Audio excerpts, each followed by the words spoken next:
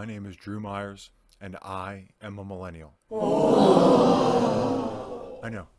Terrifying, right? Feels almost like taboo to admit that I'm a millennial some days.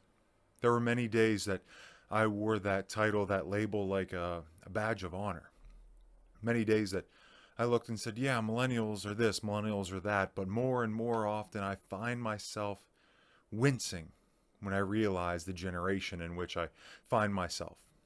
I was born in 1989, which means I am in the very middle of the millennial generation, no matter how you define it. Experts accept the range from about 1981 to 1995, give or take a year on either end as far as birth years, to define the quote unquote millennial generation. So no matter what, I am right in the middle of it. I can't try to sneak forward into Gen X. I can't try to fall back into Generation Z. I am a millennial. Much like every other generation, millennials have assumptions and expectations. When you think about the silent generation, you have assumptions and expectations as to who they are, as to what they look like, as to how they act and how they respond and what they sound like. The same with Gen X, have trends and assumptions and expectations. Baby boomers as well, and we're starting to find more and more about Generation Z as those early Generation Z ones are becoming adults now. I have heard and I have probably said at different points in a time when trying to describe the millennial generation that millennials are pampered, millennials are spoiled, millennials just don't quite get life, millennials are afraid or just don't want to grow up, millennials are addicted to technology, are the social media age, have fallen in love with attention, millennials are just plain lazy, whatever those descriptors might be. Or I've heard millennials are adaptive. Millennials are creative. Millennials are able to respond at a moment's notice. Millennials are the most diverse generation in the history of the United States, literally. Or millennials are conscious about their communities, about their eco-friendly behaviors. That millennials are all of these different trends and assumptions, depending on, of course, who you ask. Now, every generation is diverse. There are no one thing that we can point to and say every baby boomer does this, every millennial does that.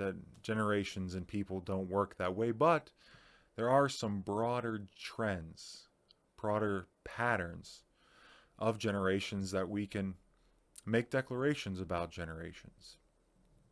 The more I have read and the more I have heard and the more I have learned and experienced myself, I have found myself reading and looking at statistics that say millennials believe this, millennials do that, millennials act this way. And more often I find myself thinking, well, I don't.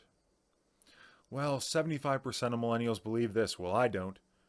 Well, 65% of millennials do that. Well, I don't. Well, 55% of millennials think that way. Well, I don't.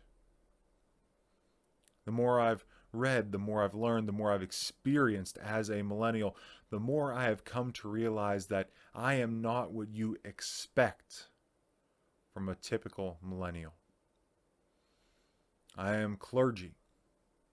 I am a man of strong faith. I think this way, I act that way, and most of which I think and act and do not align with what the statistics tell me you expect from a millennial.